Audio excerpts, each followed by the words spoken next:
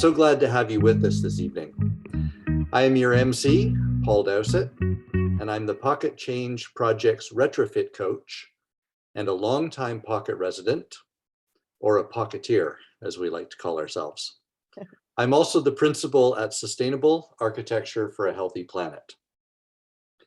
For those of you who don't know the Pocket Change Project, let me introduce ourselves. We are a volunteer-run committee of the Pocket Community Association in the Pocket, a neighborhood east of Riverdale in the Danforth area of Toronto.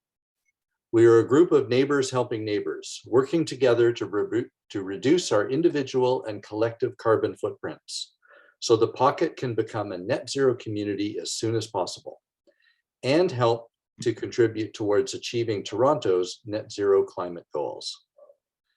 To start off this evening, David Langill, the chair of the Pocket Change Project, will say a few words. David is a political economist by training with a strong background in community development and social activism.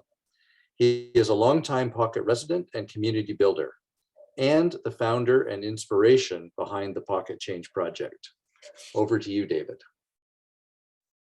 Thank you, Paul. I have the honor of starting us off today with our land acknowledgement. It's important on this journey of truth and reconciliation that we're all on to reflect on the fact that our homes and our lands maybe aren't entirely ours, and that they were not long ago stewarded for thousands of years by Indigenous people. We are on a stewarding journey too. When we speak of home retrofits, we're talking about the stewardship of our homes, essentially, and our responsibility to bring them more in line with nature. And so the Pocket Change Project would like to take this moment to acknowledge that we're on the traditional territory of many nations, including the Mississaugas of the Credit, the Anishinaabe, the Chippewa, the Haudenosaunee, and the Wendat peoples, and that this city is now home to many diverse First Nations, Inuit, and Métis peoples. We are very fortunate to live, work, and have homes in our community. Thank you. Thank you, David. Now just a few notes of housekeeping. First, tonight's event is being recorded, so we'll be able to share it on our website in the future. Also, because this event is in webinar format, and we have a large number of people attending, you won't be able to use your microphones to speak, but our chat is open and we encourage you to share your thoughts, resources, and questions in the chat throughout the evening. Our three panelists and I will be sharing for about 45 minutes, and then we will have time for a Q&A, where we will address any questions that have come up in the chat. Pocket Change Communications lead, Julia Morgan, will be helping me with the Q&A. Tonight, we have a very full, inspiring, and information-rich discussion planned for you about solar installation and battery backup systems. But before we go further, I want to mention some new research that has just recently come to us via Gord Fraser, another longtime Pocket resident, who I see is with us this evening. Gord and his wife Susan started retrofitting their home in 2006, beginning with a solar installation project. Gord and Susan's home is incredible. They really have been doing groundbreaking retrofit work long before most of us even started. They have used their home as a science experiment for many years now, by publishing energy use and other data online daily for all to access, and by conducting their own green energy research on many topics. The new research Gord recently shared with us comes from a paper on the viability of solar as a source of green energy. Julia will share Gord's research paper and website in the chat. With full disclosure, Gord's house and my house have both been sporting solar arrays for going on 2 decades here in the Pocket. In summary, Gord's research suggests that our sunlight is too little and our grid is too clean. Let me explain. Point 1, I'll try to keep this simple and quick. Point 1, everything that is manufactured leaves a carbon footprint. The manufacturing process releases carbon into our atmosphere. So even solar panels and batteries have a carbon footprint. This is called embodied carbon. So although solar panels create electricity without carbon emissions, they still have a carbon debt to pay off over their lifetimes.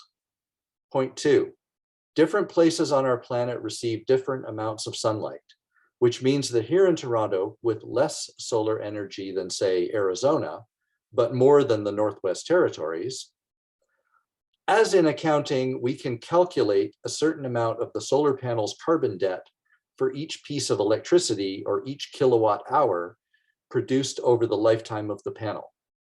Gord calculates this here in Toronto as about 52 grams of carbon per kilowatt hour over the panel's lifetime. Point 3, electricity in different parts of the world is produced using various methods, from very carbon dirty, burning coal or gas, to very carbon clean, hydroelectric, solar, wind, and nuclear. Here in Ontario, we have a very carbon clean electricity grid. And as Gordon notes, our grid has an average carbon release of 40 to 45 grams per kilowatt hour. So for every kilowatt hour generated by the solar panels here produce about 5 grams of carbon over and above the grid average. That's 52 versus 40 to 45. That's actually close enough to call it even here in Toronto. In comparison, Germany's electricity grid is 10 times dirtier than ours, with 450 grams per kilowatt hour. In Germany, therefore, it is highly likely that a solar panel's embodied carbon debt will be recovered over 30 years so that the panels will be truly carbon-free and net zero. So a little deep there, but a question might be, here in Toronto, by being even or virtually at parity, are we doing neither harm nor good, just contributing green energy to the system? Well, the answer is maybe not, because we still have to pay off that carbon debt of the embodied carbon. As Gord notes, when their carbon footprint per kilowatt hour is at parity with the grid, there is no displacement possible, and the debt remains unpaid no longer how long the panels are deployed. If we lived somewhere where either or both the grid is dirtier or the solar energy is higher, our solar panels would have a chance of paying off their embodied carbon debt. Big deep breath there. So where to from here? Gord suggests that the lowest total carbon solution for your house is 1, air sealing and insulation, 2, electrification, and 3, backup fossil fuel generation for power. No solar panels, no batteries. And personally, I certainly agree with the first 2. And my knee-jerk reaction is to pause at the 3rd. But I will follow the science with Gord and with others who are doing the heavy lifting in this area. Gord's findings raise many questions in my mind, such as, is solar viable because it contributes mainly on summer afternoons when our relatively carbon clean grid is firing up the gas generators for peak air conditioning load? So solar is offsetting our dirtiest electricity? It's one question. Or does our electricity grid's average carbon release of 40 to 45 grams per kilowatt hour account for the embodied carbon debt of that system, like the massive carbon debt in the concrete of a nuclear plant? Or are we just there measuring the operational carbon, which is mostly from our gas-fired plants? So as you can see, with this breaking news, we still have much learning to do, but stay the course with us and learn as we go. So the short conclusion for now is air seal and insulate first, followed by fuel switching from gas to electric through cold climate air source heat pumps before you start contemplating solar and batteries, as those first 2 have the biggest positive impact on your carbon greenhouse gas reduction. And so with that note of caution, we go on. I have to find page 4. So let's continue with our program. We have 3 very special speakers here tonight. First, I'd like to introduce Michael O'Neill. Michael has lived in the Pocket since 2014 and has a background in government and the corporate sector. Most recently, he retired from his role as global manager for a company that supplies sustainable heating and cooling systems to institutional and corporate clients around the world. Michael's lifelong commitment to community service has benefited the Pocket Community Association, the Pocket Change Project, and many other organizations. He is a Pocket Changemaker coordinator, meaning he works to support and bring together homeowners doing home retrofits. Michael and his wife, Lori, are also change makers themselves. They now have a net zero home. So welcome, Michael. Thanks very much, Paul. I appreciate that. And welcome, everyone. I have to say that right off the top that of all the webinars we've done so far, I think this one has broken a record in terms of registrations from the sounds of it, and that's very encouraging, and we're hoping that good things, only good things flow out. I am just going to speak to you for a few minutes and just tell you about Lori and my situation and our experience so far with what we've been doing with our deep energy retrofit, which also includes solar panels. So as Paul has touched on, Lori and I bought a home in 2014 in the Pocket. It's a semi-detached with a peaked roof at the front and a flat roof for the remainder of the home. That's an architectural style not unusual, very common in the Pocket. And we moved in late 2014, and we knew we had a significant amount of retrofitting to do, but as we were unpacking our boxes and whatnot, we didn't know where to start, and this was something that we would put off until tomorrow. Later that year, I ended up going to a social event involving the Pocket and learned about Pocket Change, and there were invitations extended to me that if I was interested in that type of thing, there might be some opportunities for bulk purchasing and so on.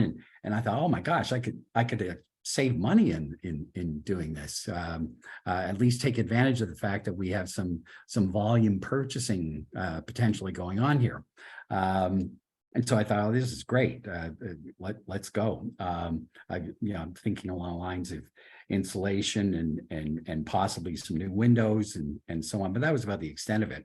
And that began our journey into learning more about retrofits, getting off fossil fuels, embedded carbon. It's been a journey that's been absolutely fascinating and extremely rewarding. We have learned so much about retrofits and so proud to have accomplished what we have so far. We still have some ways to go. But it's been a remarkable time, and we wouldn't take back anything that we've done so far. So when we began our retrofit experience, the first thing we had to do is get an energy audit. The audit called for a number of different steps or recommendations for us to undertake. Of course, we didn't have a clue where to start, and that's where Pocket Change came in with respect to helping us establish a roadmap for our home based on the state of affairs within our four walls. And it was a lengthy list. And basically the roadmap called for us to remove our existing cladding that is covering our double brick home. It was an angel stone cladding, had been on there for years apparently. And anyway, we need to get that off. Then we were going to wrap the home in blueskin, and following that, we'd be replacing all our windows in the first and second floors. Following that, we would be covering the blueskin with rock wool and then wood siding after that. All those things that I've just mentioned, we haven't done yet. And we've run into a little speed bump with the City of Toronto, and we're getting that sorted out. But in the meantime, we continued on the advice that there were other things that we could do while we waited for some red tape to be removed. And so what we began next to do was we waterproofed and insulated the foundation of the home. Made a huge difference downstairs, unbelievable. We removed our current but aging air conditioning unit that was with the house when we purchased it. And then we replaced our 12-year-old gas furnace with a cold climate air source heat pump. Following that, we replaced our gas hot water tank with an air source heat pump tank. And then after that, we installed solar panels with the inverter. The last item on our list, which is also part of the topic of tonight, is to install batteries. That didn't figure into our plan at all at the beginning. But as I began to learn more about some of the benefits that batteries bring to the scenario, besides the obvious, that they serve as a great backup. But as I think Bo will get into more detail later, but one of the things that really attracted me about the idea of batteries was the fact that we would have a certain amount of control over when we were importing power from the grid and when we could avoid it. In other words, when the gas-fired plants are hitting the grid during peak generation periods, that's when we could be relying more on our batteries, and we could be pulling power in, and panels, of course, and pulling power in to top up the batteries if needed during the off-peak hours when A, rates are lower, but B, the grid is cleaner. And so that's what's ahead of us. We're pretty certain that's the way we're going to go. And we're just, there's some related red tape with the batteries too, which we have to get around, but we're working on that. And there are some options. Behind all this, right now, as we speak, we've been off natural gas since August. And it's been a remarkable transition. We have a home that's more comfortable than it was before August, and we're very pleased with the results of the air source heat pump and whatnot. The benefits that we see with respect to the panels, besides generating clean energy for our use, is that whenever there's any excess power that we can't consume, the power has to go someplace, so it's going back to the grid, but it's clean energy. It's clean energy that is probably going next door or across the street. It stays relatively close by. And so, we were happy with that knowledge and knowing that we were doing some good for our community at the same time. And when we also knew that when we were installing the panels, we'd be extending the lifespan of our roof. The panels protect the surface of the roof and protect them from the elements. And so it goes without saying that the panels are a good complement to the roof itself. And then the final point with respect to that, and one that no one mentioned to us, I'm not sure how many people were aware of it, but we had no sooner gotten the panels installed. We didn't have the inverter yet. The inverter took a little time. So the panels weren't operational in August. But one of the first things that we noticed was there was a drop in the temperature on our second floor. And I couldn't account for that. I mean, I knew this air pump was the cold climate air source heat pump was doing an amazing job, but it seemed like a radical change. And one by one, after the process of elimination, we began to realize that the panels were acting as a shade on our roof and was actually lowering the temperature. The roof wasn't heating up as much because they were hidden from the sun. So that was a win-win for us in that sense. So That's where we're at right now. As I say, we're probably going to complete this segment of the plan with respect to getting some at least one battery and quite likely two. But the one thing that I wanted to do, if you bear with me, if anybody is wondering how this all works or how's it working for us, I can just show you a little bit. I grabbed a couple of screen captures off of my phone, and I'll just give you this one first. So this is a little view of what our solar panels have been doing this month. And as you might note, the bar is yesterday, February 14th, and we were approaching 25. Oh, now I think Michael might be lost. Well, thank you, Michael. Perhaps he'll come back shortly. Anyway, what was fascinating to me to learn was that, it's sort of obvious when you hear about it. Oh, here's Michael. He's back now. Yeah. Yeah. Well, do you want to try sharing those slides again, or do you just want to wrap? I'll just do one more. Okay. Not sure. So anyway, here's the production of our panels. The inverter was installed on November 11th. And so that's this column over here. So you can see we generated just a shade over, probably about close to 100 kilowatt hours in November for the remainder of that month. December, well above 180.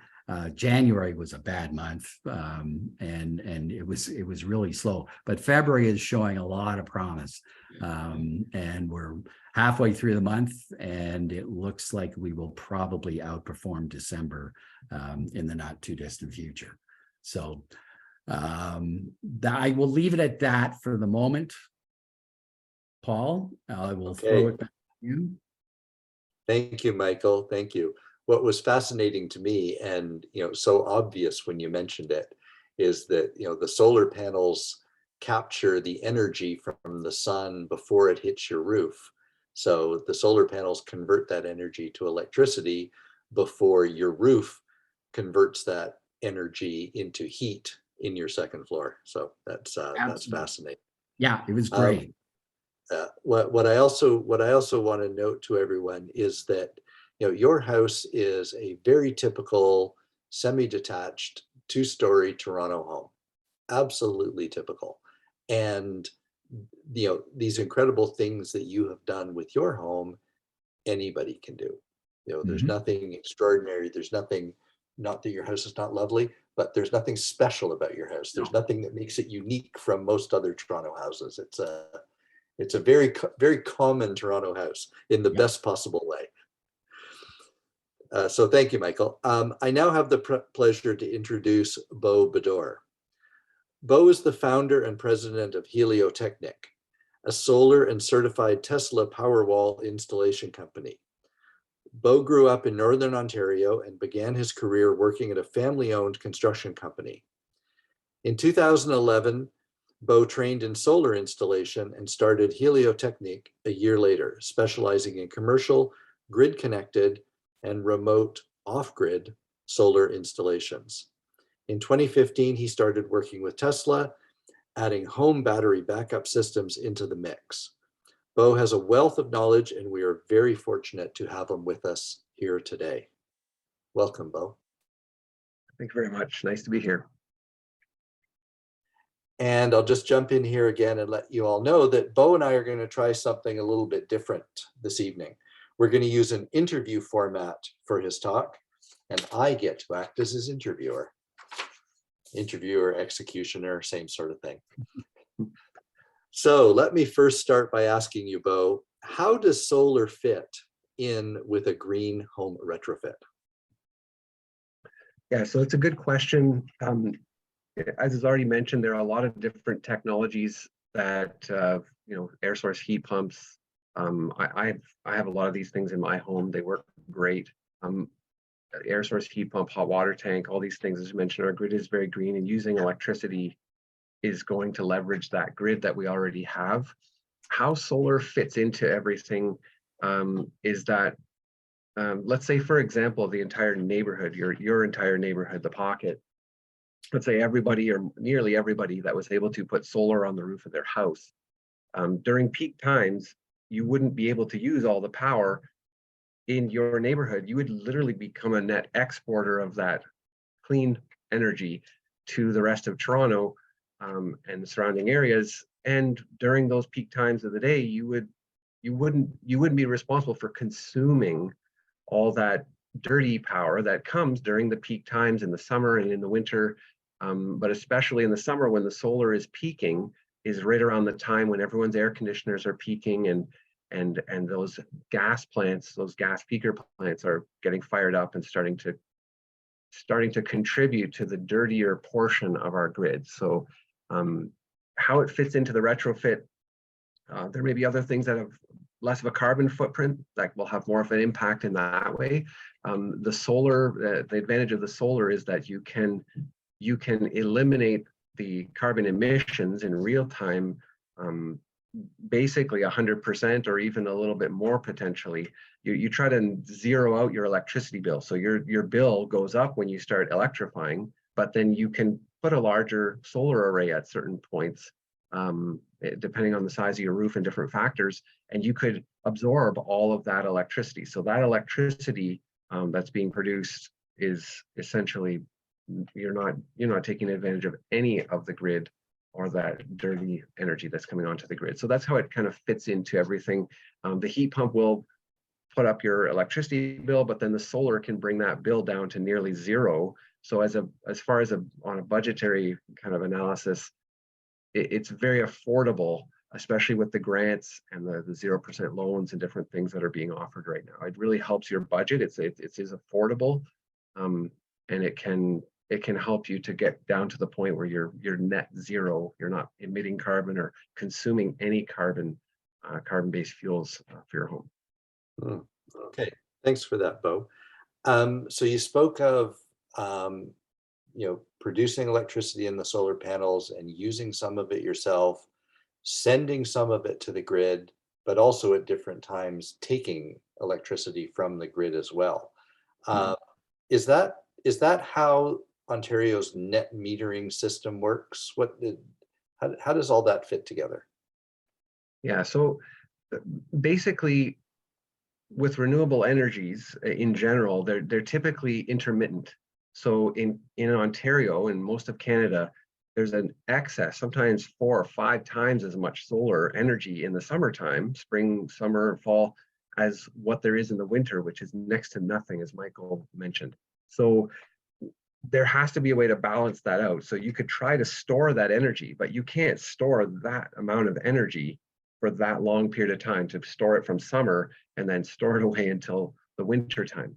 So with the net metering program, what it does is it uses the grid as a giant digital battery. So you're using 3,000 watts in your house, and your solar is producing 6,000. What do you do with the extra 3,000? If you lived off the grid and your batteries were full, you would just have to throttle that. You'd have to waste that energy, that potential energy. But with net metering, you can dump into that giant battery, that ocean, which is the grid, but you get a credit. So you're getting compensated for that, and you're getting compensated at full retail price. So whatever they would be charging you, they're crediting you that back. So you're pushing it out. It's likely going directly out of your house and directly to one of your neighbors on either side. That's just how the electricity flows. That's just how it works. So you're pushing that out. Let's say you're at work, your air conditioner's turned down, you're not using a lot of electricity during the day. You're going to be net exporting that power out to your neighbors around you, getting a credit. And then at night, when the solar is down, you don't have to worry because you still have the grid. You still have your access to the grid. So you're using power from the grid, but as far as what it looks like on your bill, you're using credits that you loaned to the grid, and they're giving them back to you. And at the end of the season, when the sun starts to taper off, by the end of the year, you should have banked credits, actually, because there's so much more produced in the summer. So you get those back. So you'll actually see on your bill, they'll give you every month.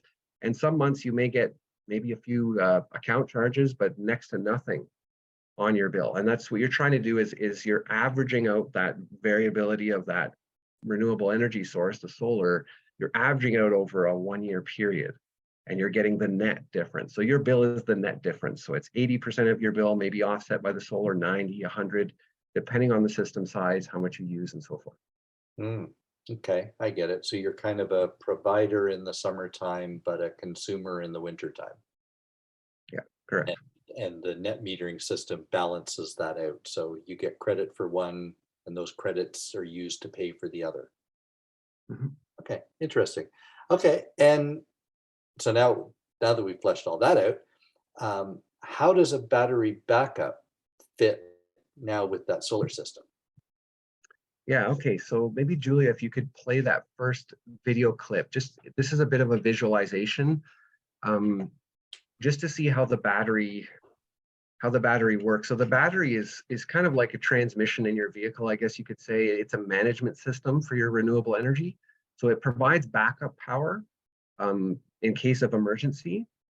But the nice thing about the batteries, they work very well, unlike a generator, they work very well with solar. So this is an example actually for my house. So this was on the weekend when it was very sunny. If you notice, the grid is 0 to maybe 100 watts. That's coming in from the grid near 0. The batteries are giving the house the difference between what it needs and what the solar is producing. So solar is producing on the left, they're 3.6 kilowatts. The house is using 4.9. The batteries are making up the difference in real time.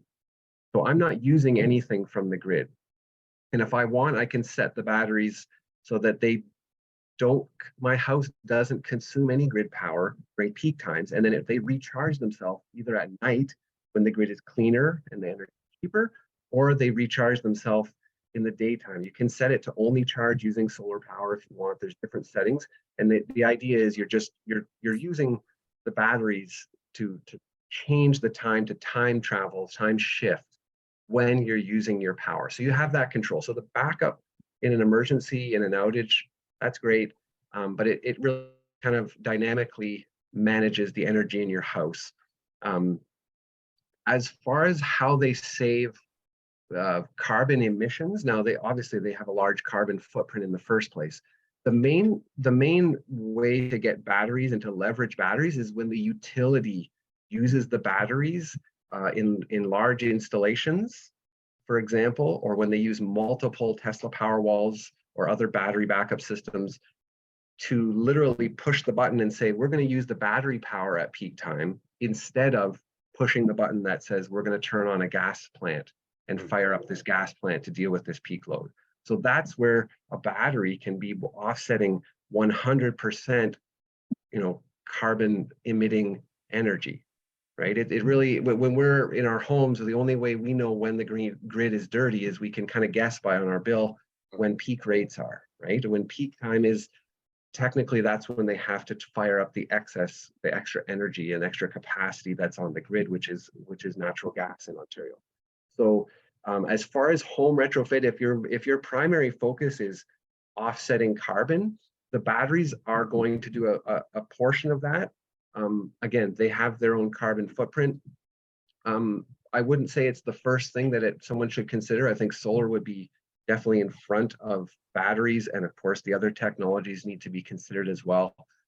But ultimately, batteries do have a place on the grid, and hopefully someday the government in Ontario will start to get the utilities on board with pilot programs that allow them to use those batteries dynamically to offset more carbon emitting sources, like they've done in other areas and are doing right now. There's some different pilot programs in different parts of the world where they'll actually pay homeowners to use their battery to stabilize the grid during peak time. So as far as that goes, yeah, they're not your first choice when it comes to greening your home necessarily, but they do have certain advantages for the livability of the home, and there is a place for them as well to offset some carbon.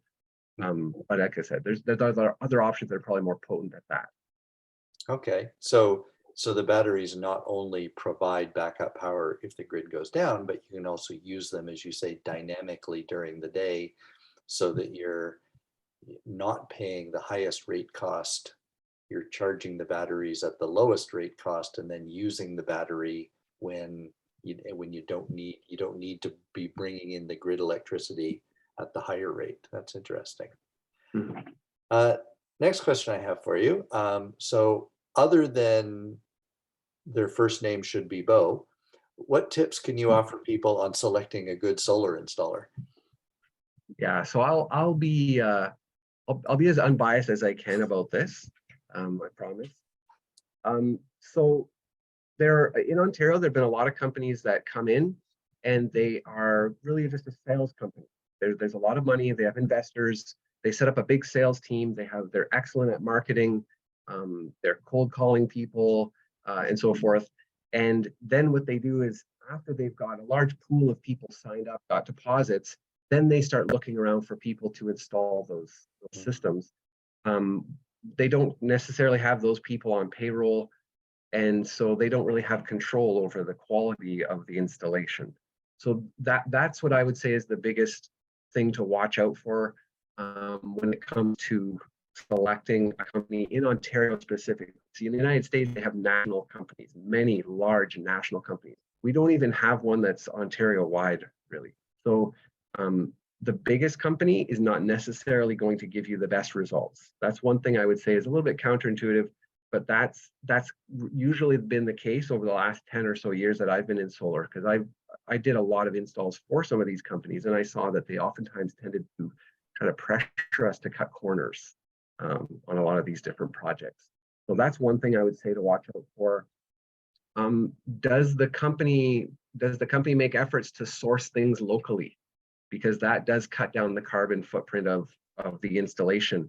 Are they trying to source things from Ontario? So there are solar panels that are made in Ontario. There's racking that's made here, solar racking that's manufactured in Ontario. So the shipping costs are less. We're not shipping all this stuff from overseas. Are they trying to use green energy for their fleet of vehicles? Are their offices powered by green energy, right? These are things that you would want to be conscious of. You can usually tell, because this isn't, a lot of people just say, well, let's go with the cheapest company. Let's get 5 quotes and let's go with the cheapest company. I would say for certain things, like maybe you're getting your windows washed, maybe you pick the cheapest company, they come wash your windows, they were kind of rude, or they left some streaks. No big deal. Next time you get a different company. If you're getting all the windows in your house redone, or a large, air source heat pump system, you don't want the cheapest company. You want someone that's been around for a while. You want someone that's going to be around for a while and that has people on staff that can repair the system if it breaks down, that you can call if you're doing renovations and you need some adjustments, call for maintenance. So there aren't a lot of companies in Ontario that have been around for more than 2 or 3 years.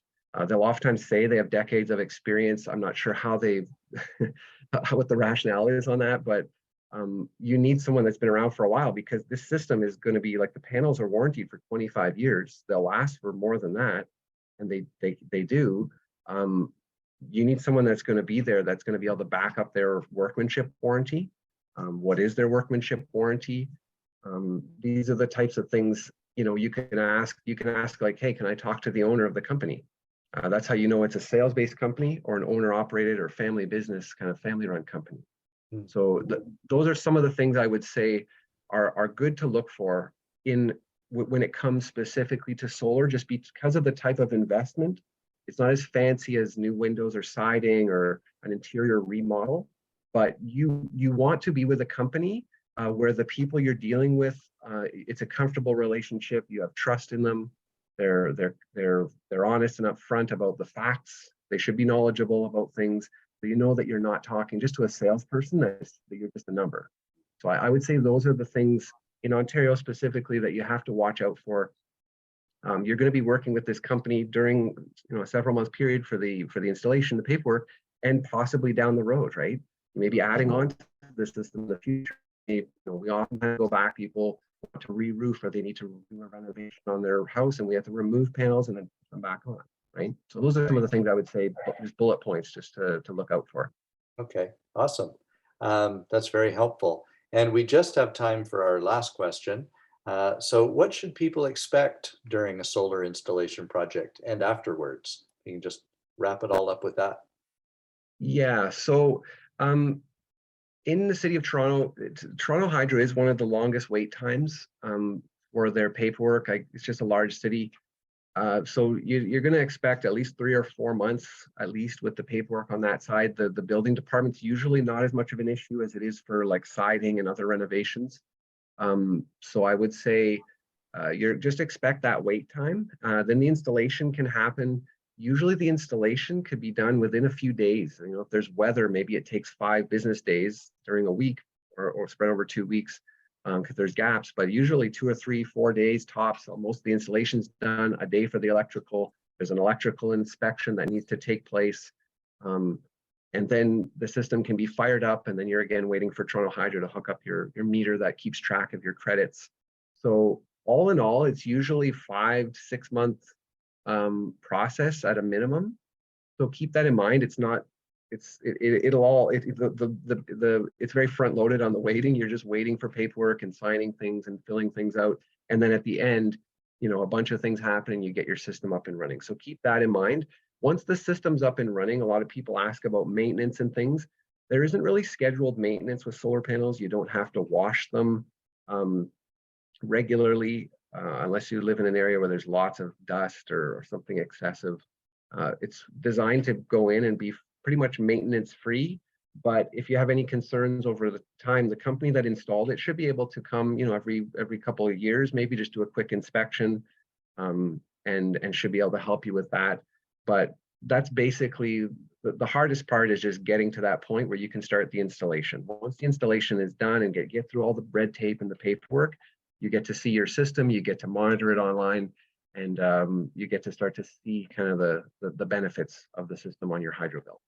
Great, great. Well, thank you, Bo. That was very, very helpful. Thank you so much.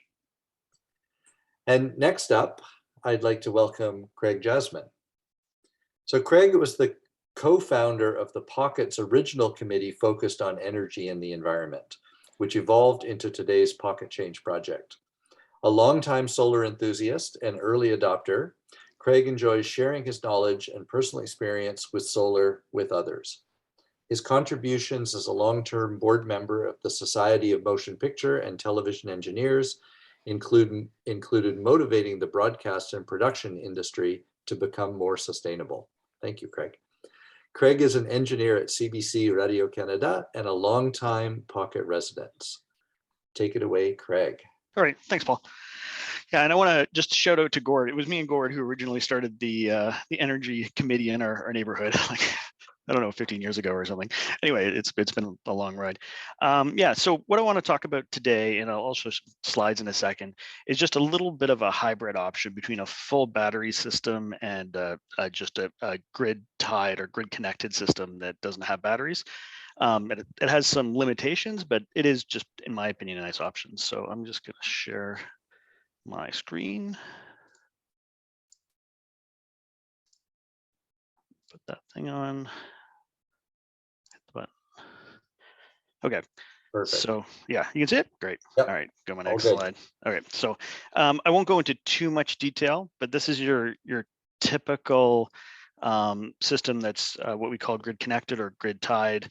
You know, the solar panels comes down to a disconnect. There's an inverter, another disconnect, your main panel, and then it goes out to your utility.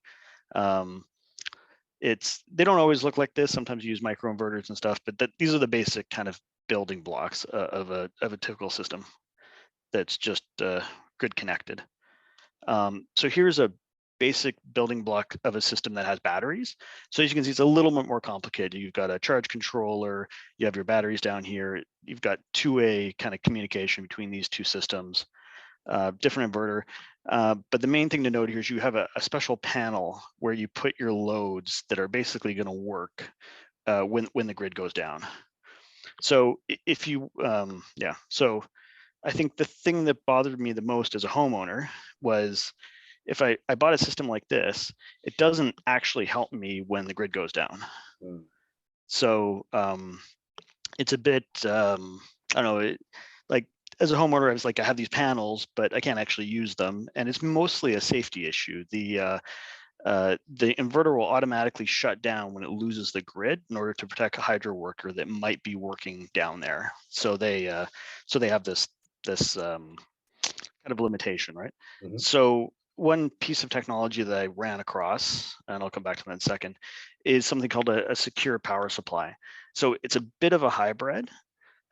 So basically, you still have your panels, you still have an inverter, you still go out to the grid over here, but you have this one plug that basically, if the grid goes down, you go to the inverter, you hit a switch, it's a manual process, and you get access to a little bit of the solar power that your array is generating. Now, obviously, the sun has to be up because you don't have a battery, and there's limited capacity. You're not going to get all the capacity of your whole system, but it does give you some options when you actually have a power outage, and without going to the overall system of having batteries. So anyway, I always thought it was a neat kind of option to do. And I was just looking at like kind of the cost differences. Like, if you have a system that's just particularly grid connected, and then a battery, you pay quite a bit more for the batteries. It's less efficient. You pay more for it, and it's just more complicated in general. So yeah, anyway, that's just something I personally found very interesting, and I thought it was a neat compromise. Although you obviously do have some limitations, but yeah. So anyway, and also one more note: if you do have one of these solar generators, I have one of these solar generators that it's just basically a big lithium-ion battery with a BMS on it, and I use it for camping and some other stuff. But it would be a good option. I can plug it into that secure power supply outlet. It can charge when the sun's up, and then I can use that power. Again, that's not not super efficient, and I own this thing anyway, so it would make sense for me. But it is an option. So yeah, and that's pretty much my my presentation. So Well, thank you, Craig. no problem. That very interesting.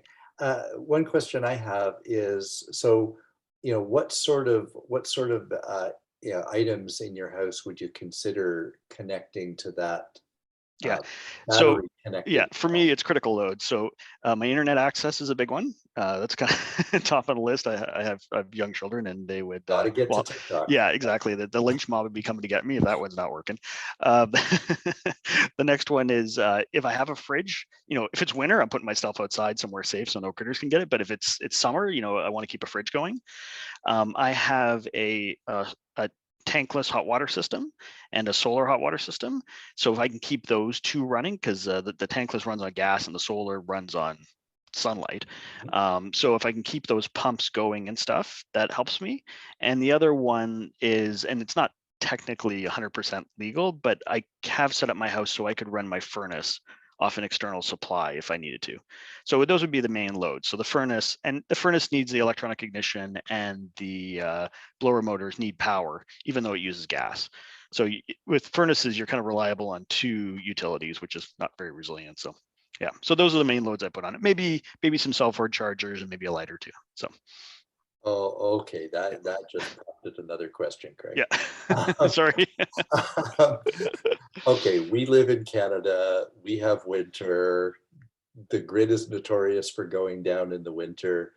Were you telling me, and yeah, maybe we should stop the recording for Yeah. this. Were you telling me it's not quite legal to connect your furnace? Yeah. So what happens is your furnace, by code, should go directly to your panel. What I've done is I've put a junction box between my furnace and my panel, so I can unplug my furnace from my junction box and plug it into a generator. Oh, So it's not considered code, although I doubt they would take my library card away or something, but it's technically not code.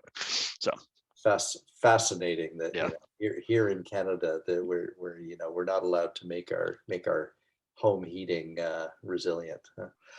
That opens up a whole other Yeah, can of but worms. if you did go with the full battery system, it would be connected to Yeah, your panel, and your panel would obviously feed your right, furnace. So right. if you're willing to spend the money on a full system, you'd be good.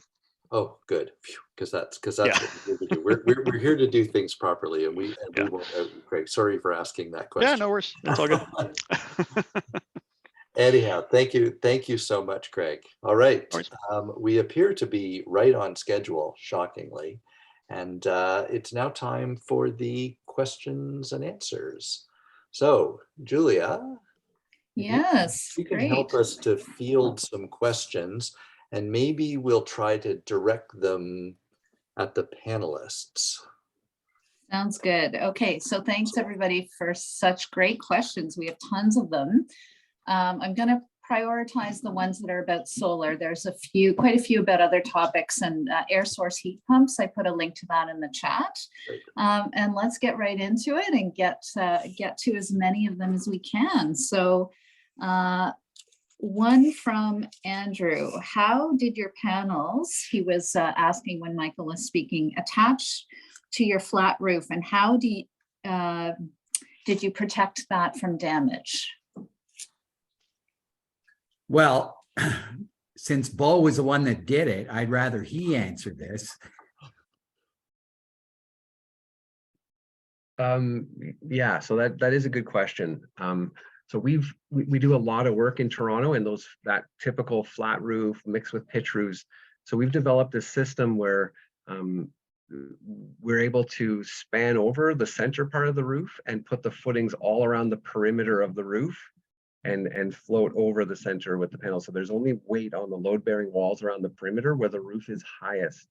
So we put our footings down. They have a butyl sealant on the bottom, so it's like squishes down into the roofing material, and then we use a special roofing sealant to go over top of that. So that's how we seal it down and fasten it to the roof. So we avoid the low areas on the flat roof, and then second of all, we have multiple redundant layers of sealing to seal the footings in, even if there was water kind of overcoming the footing. Mm-hmm. Thank you for telling me something I didn't know. We're all here to learn, Michael. Okay, the next question is from Bert, and Bert's wondering, is it possible to use a battery from an EV, electric vehicle, instead of buying new batteries to capture the solar power? Paul, who would you like to talk? Well, that sounds like a Bo question as well, because that sounds pretty technical. I don't know if you get into that field, Bo, but you may have heard the answer. Yes. So I know the Ford Lightning pickup truck has like it has like an outlet in it for 110, 240 volt power on a remote job site. They do have that feature. I haven't worked on any of them yet. There would need to be, like Craig was mentioning, there'd need to be some type of way to isolate your house from the electrical workers out on the lines when you were using that power from the truck.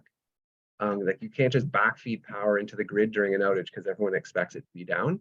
The Tesla, as of right now, doesn't have that functionality, so it's technically possible, but the software wouldn't allow it.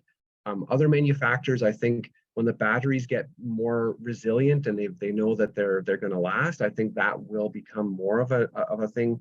It's been something talked about for years. It's kind of counterintuitive that they don't have that as just an obvious option. I think there's warranty issues and so forth. So it's coming, but right now it's not something that's readily available from all manufacturers, and there'd probably have to be some infrastructure changes in your house in order to make it code safe. Great, thanks, Bo. All right, Julie, let's try and find a question that's not picking on Bo. Okay, I've got one for Michael for sure. So this Bernadette wanted to know from Michael if you're comfortable sharing the total cost of your solar installation, and did you get approval from Toronto Hydro for what you wanted and what you did? Well, we definitely got approval. And as Bo alluded to, it does take a little time. The approval is I mean, I guess it's all about the inverter more than anything, and the connections, of course, that are flowing from it. In terms of total price, not including HST. So I just had this number handed to me by my wife because she's the one that pays the bills. And so our total array plus the inverter, including the inverter, was a total of 27, No. sorry, 30. 30K for 27 panels. 30, okay. 30K for 27 panels. So that's it in a nutshell. Okay. Great, thanks, Michael. Okay, there's been a few questions about roofs and solar, and I'll try to group a couple of them together here. So one from Ted, should you replace your roof if you get solar? Another one from Arthur, what's the best roof material for a peaked roof with solar panels? He notes that he can't imagine reshingling a roof while there's solar installation on it. And finally from Eric, what about solar shingles?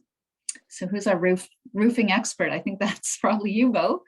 Well, sorry, No? Bo. I'll take a crack at the first two bits of that, and then I'll flip it to Bo for the last one.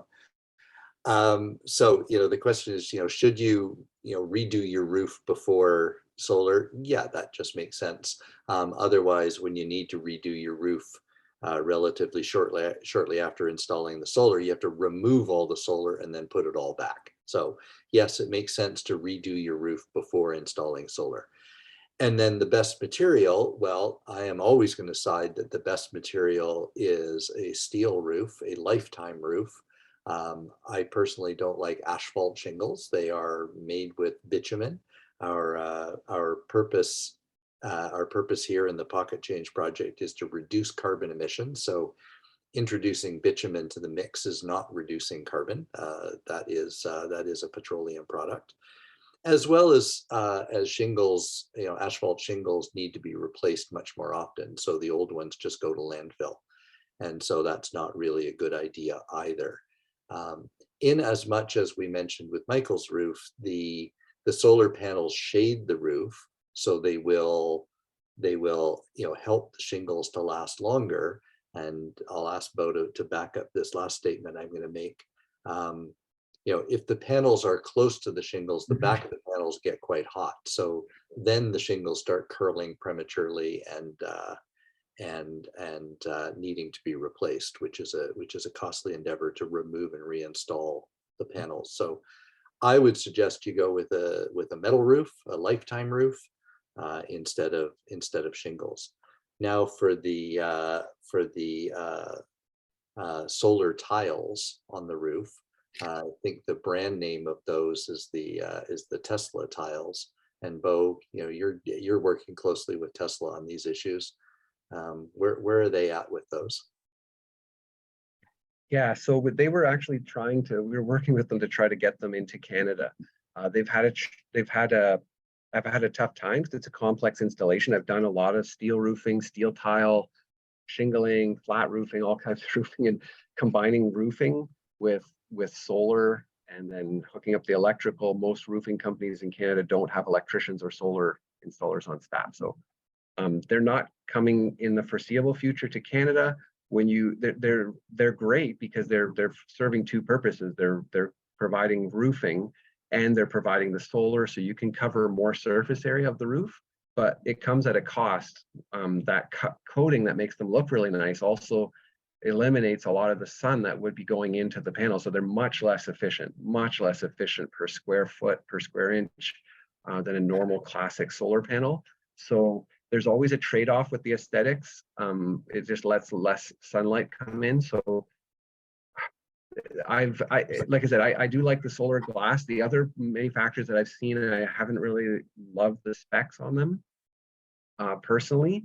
That could change if a new product comes out, but I'm not fully in favor of them. And like I said, when the Tesla solar glass comes and when we look at the pricing, I mean, we're looking at, for Tesla, you're looking at for a typical detached house, you're looking at probably $60,000 to $110,000 for the installation. It's just kind of a ballpark from what I'm hearing. So quite expensive. And just to go back to the thing about the roofing, so it's correct. Everything you were saying is great. I love a steel roof. I think it lasts as long as the solar panels. Yes, we can come back. It's probably about $3,000 depending on the size of the system to take the panels off and then come back another day after the roofer is done and put them back on. So there's a cost kind of analysis. If your roof has 10 years life left in it, maybe you leave it. But yeah, I prefer putting solar panels on a relatively new roof, and I definitely love putting them on steel, whether it's a corrugated steel, a steel tile, or a standing seam. I feel better when I'm putting them on those kind of roofs because I know I'm not coming to take them off ever again. Excellent. Thanks, Bo. All right, Julia, what else do we have? Okay, next, how does solar and battery backup affect a home insurance cost? That's probably got to be a Bo question too. Yeah, so I get this is a common question. The answer is it depends on your insurance company. I've heard people say that they talk to their insurance company and let them know, because it's a large addition to the house. They may want to insure the panels in case there was some type of a windstorm or some type of damage, or they might be afraid of an electrical fire or something like that. But it is ESA certified, so we can provide documentation to the insurance company. But I've never really had any of my customers come back saying that their insurance went through the roof or they lost their insurance policy. So if you're concerned about it, talk to your insurance company ahead of the installation. Ask them what documents they want to see, and just you'd have to do your own research because it differs based on the different insurance companies and whatever their risk analysis model is. Okay.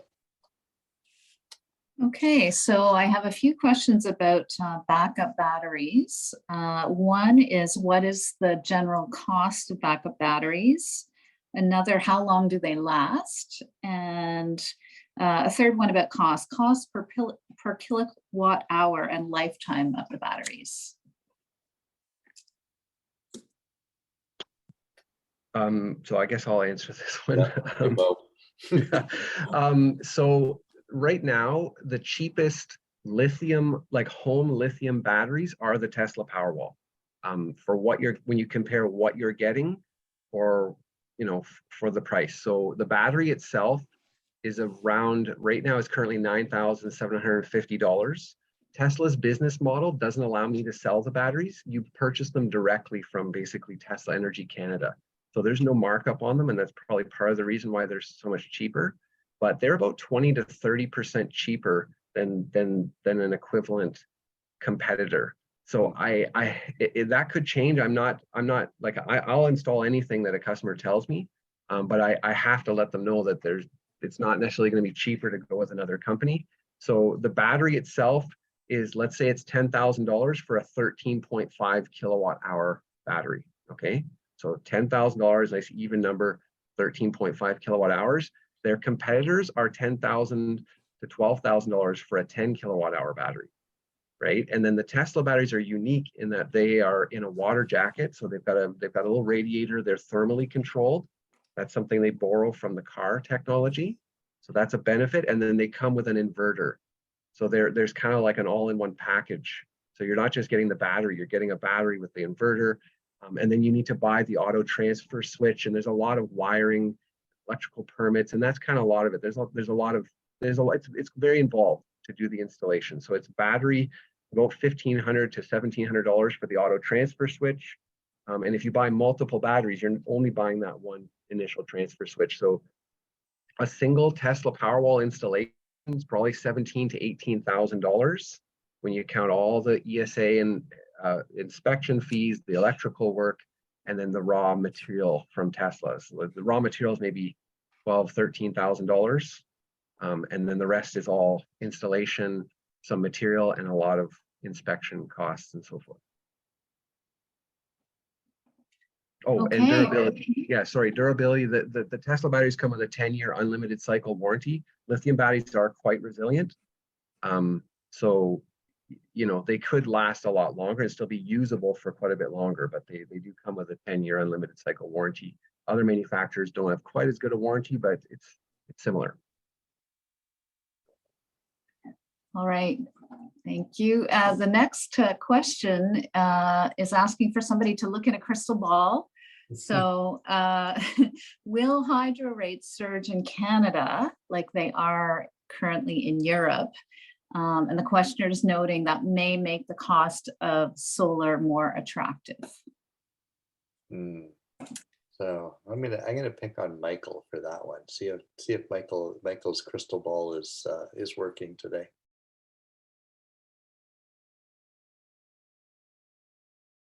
Sorry, you caught me off guard there. Sorry about that, Michael. I was just busy answering somebody else, another question. Run that by me one more time, just so I don't miss any of the details. So are we expecting to see hydro rates surge in Canada, similar to what is currently happening in Europe? This may make solar PV battery system more attractive by reducing the payback period, which helps to justify the upfront capital costs. So I'm really only picking on you because I think you might read the news more often than the rest of us do. Well, I'm not sure about that, but the general sense from what I'm hearing within unlike fossil fuels and their pricing, which is they're regarded as commodities and so on, electricity is not priced the same way.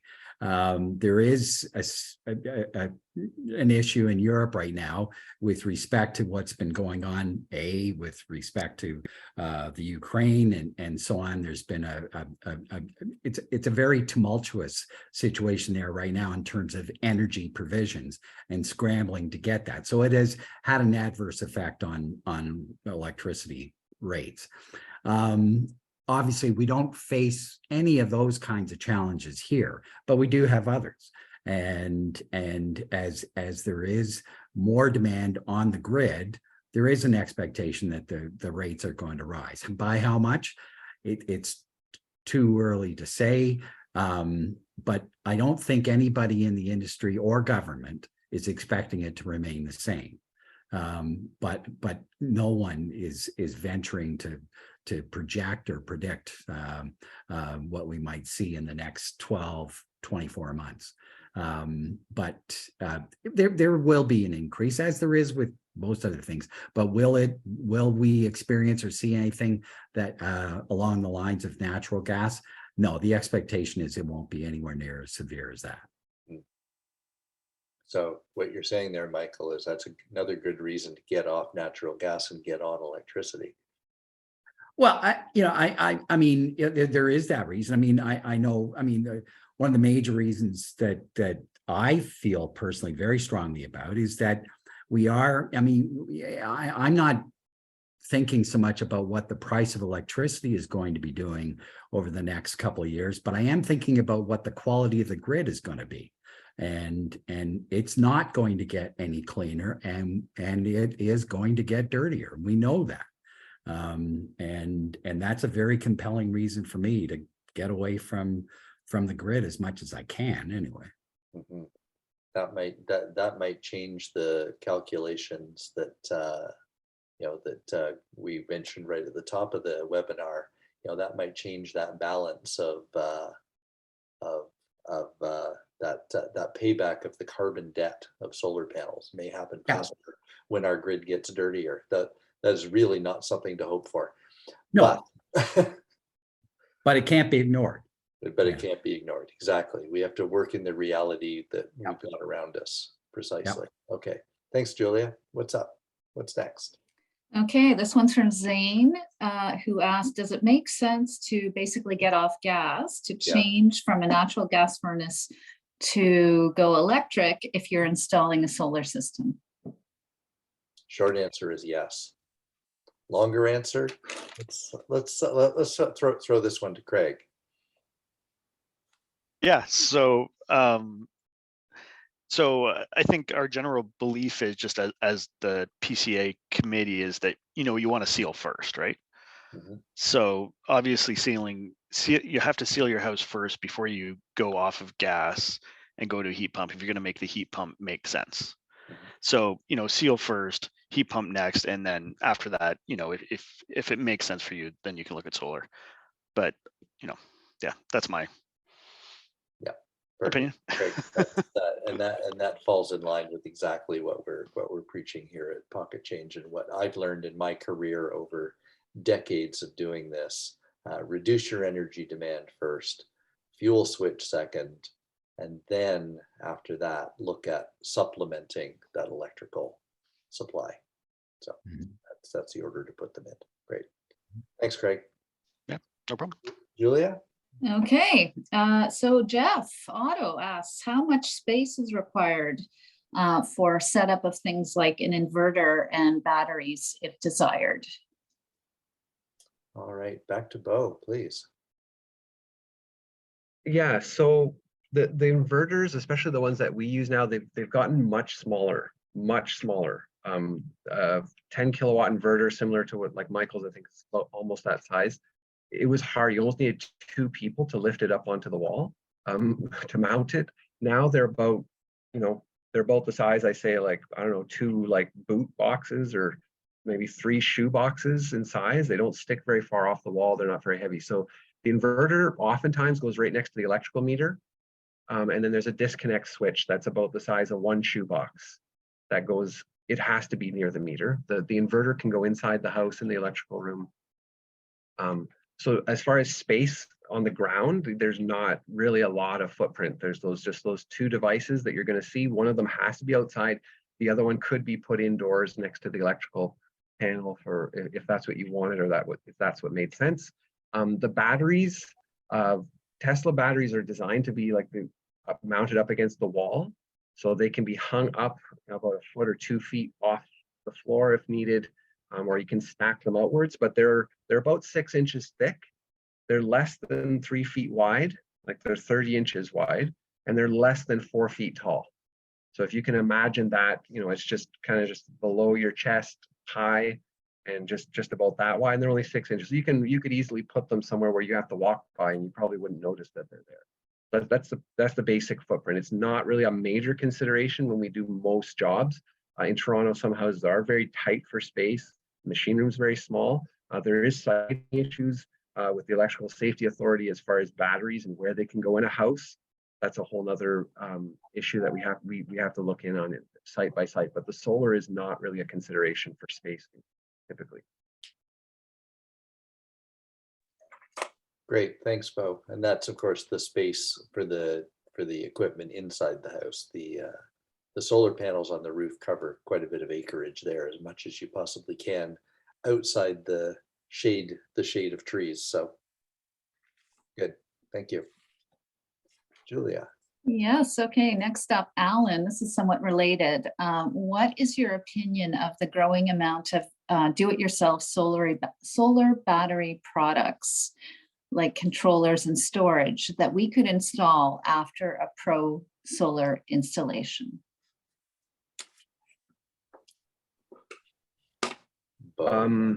Yeah, so I guess he's asking about like stuff, and different like things you can buy on Amazon, right? I think Craig was mentioning something. I'm going to assume that that's what he's referring to. So that battery pack that Craig has, like that, those are great. Like those are great because if you had like a natural disaster and you had to leave Toronto to go somewhere, like you'd have that power. You could bring those with you. You can use them camping. Those are great. As long as you install them safely. They're not producing as much power, so they're not as dangerous as the systems we're putting up and have to be thoroughly inspected and so forth.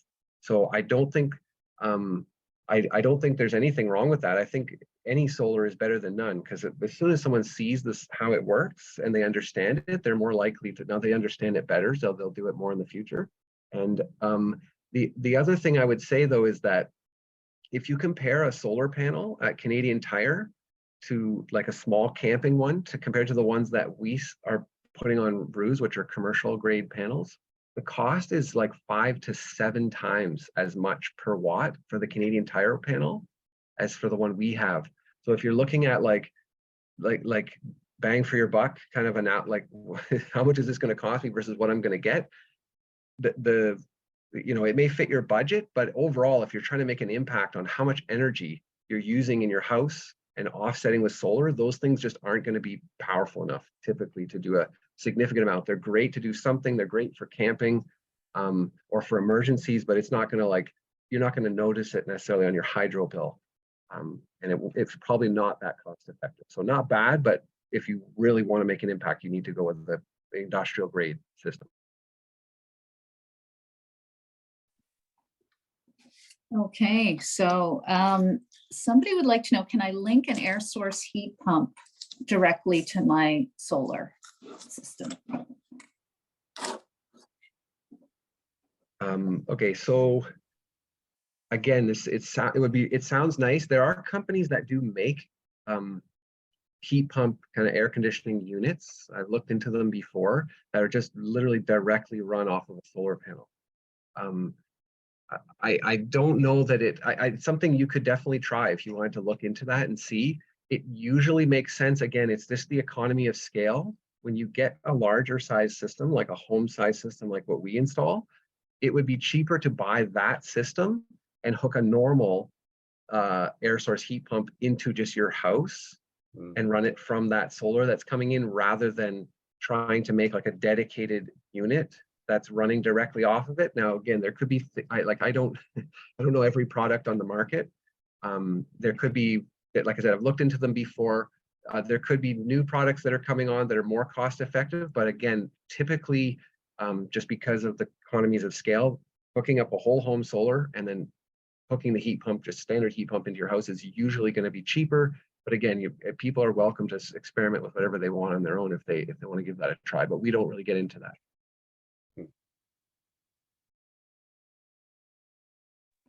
Okay, so we're a bit past our end, but lots of people still online. Shall we just answer a couple more, Paul? Sure, a couple more questions, and then we'll plan to wrap up by 9:30 sharp if that doesn't bother anyone. Okay, so Liz Addison is asking, she's noting her house is shaded by mature deciduous trees for a lot of the year. Is it true that panels are improving to the point they can generate solar in the shade?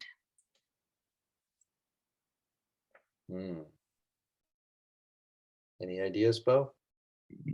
Yeah, so we use a technology on our system, we've used it for years, called Solar Edge. So it mitigates shade.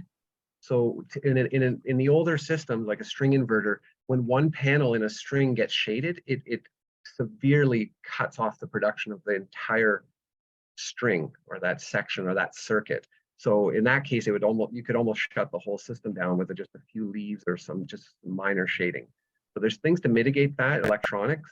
The panels are more efficient, but as far as shade, like if it's very shady, most of the time, like in a backyard with large mature trees, it's just not going to make financial sense usually. And we have 3D modeling in our software that does, complex shade analysis to figure that out. So the panels, yes, they're getting much more efficient per square foot, per square inch, per meter squared. And there are electronics that can help if you have complex shading compared to what we had even 10 years ago.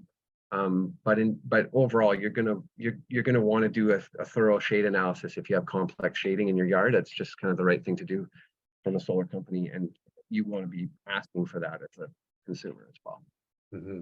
Then the nice thing to remember, Liz, is that you're getting so many benefits from those, especially deciduous trees that are providing the shade. Your house is staying much cooler in the summertime, providing habitat for all sorts of pollinators and other critters. Your house is getting solar heat gain in the wintertime when the leaves go down. You're getting oxygen produced right there. There are so many benefits coming off those trees that it sort of helps to offset the fact that you can't get good solar exposure. I remember, way back in 2010, one of our clients was told by a previous designer that they didn't hire.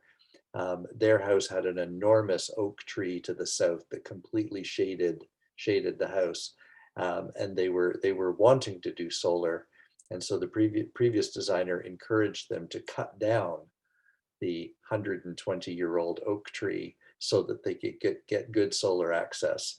And when we came along, we said, yeah, maybe that's not the best idea. Keep the tree, scrap the solar, you'll be better off for it. So thank you. Julia, who else have we got? All right. So this is also Liz. She'd like to know, how long does Toronto Hydro bank your energy credits in the net metering system? Bo, do you know that? Yeah, so it's typical. Net metering program is regulated by the Minister of Energy in Ontario, right? So the Ontario Energy Board. So it's fairly standardized across utilities. It's designed to be for 1 year. So they're trying to get rid of that hump that you have in the summer, and then it's this cold winter. It's kind of helped to kind of normalize that. So it's not going to be like a 2-year cycle or 14-month cycle. It's designed to be a 1 year. So you bank in the summer and spring and fall, and then you use when it's dark in the winter. Good. That's logical. Okay, and we've touched on this a little bit already, but how do panels perform with high wind or heavy, precipitation? So in other words, in climate-related extreme weather. I guess I'll take that one too. So a lot of people don't know this, but the solar panels we install, they're commercial grade. They could be installed here. They could be shipped somewhere and installed in the Caribbean in a hurricane zone. They could be shipped to a desert location. They're designed to be shipped and perform everywhere. So they're designed to take golf ball size hail. Wind is not an issue because we're the Ontario Building Code, and the way we install them, we use big lag bolts like this throughout. We've never had an issue with panels even coming loose on the roof. I always tell people, because yeah, we are getting more extreme weather, right? I tell people the windows in your house will blow out before the panels will move on your roof. And I did see a photo of up in Barrie when they had the tornado a year or two ago, and just a couple streets over in one of the drone shots, I saw a house with solar panels on the roof, and they weren't smashed and they weren't lifted or anything. And there was literally 3 streets over in the same picture. You could see there was houses that were leveled right down to the foundation. So that's not really a major concern, just because we overbuild them to prevent that from happening. Mm-hmm. Yeah, and Bo, I can just add to that. My almost 20-year-old solar panels have never been affected by wind, rain, hail. It's never been a problem.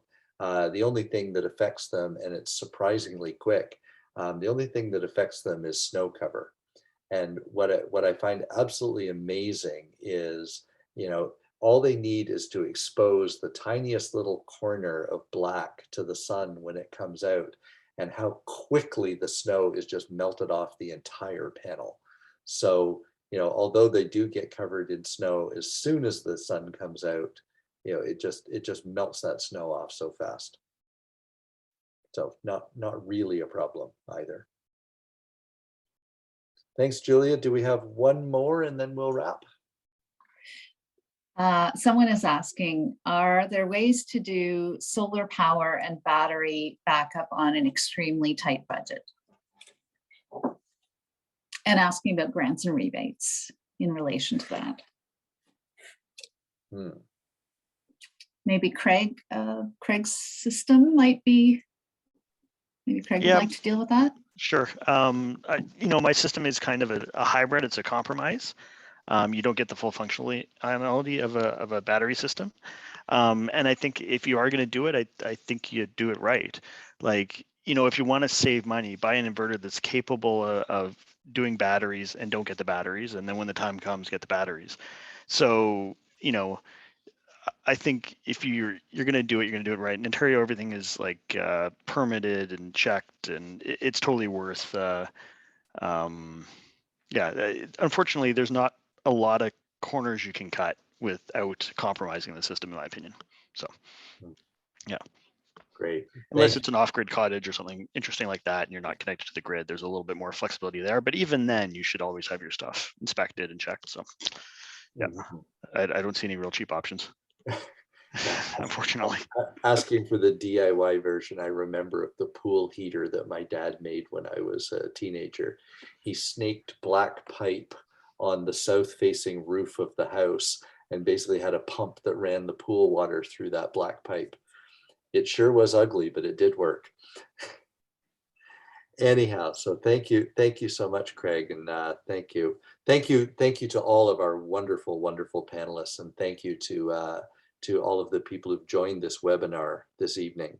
Michael, Bo, Craig, we absolutely could not have done this without you, and thank you for sharing your time and such a wealth of expertise and helpful tips. Everyone else, as I say, thank you for attending. Thanks for your great questions. Thanks for the discussion in the chat tonight. I could see I was sort of scrolling through, and there are a lot of questions that were not necessarily related to solar, so we steered away from those in the conversation. But Julia, I believe that we can retain all of those questions and we can get back to them as soon as possible. So we will do that. I think that a lot of the questions that were asked about non-solar things are answered in places on our website. So I encourage you, rather than waiting for us to get to the answer, definitely do check out the website. And I think Julia's put those links in the chat as well. So we will have more webinars and more events on home retrofits and sustainable transportation topics coming up through the year of 2023. So we hope to see many of you again at those. And as it's just going 9:30, on behalf of the Pocket Change Project, a good night to all, and do something green tomorrow. Thank you. Thank you, Paul. All right, thanks, Paul. Thanks, Paul. Thanks, panelists. Thanks, everyone.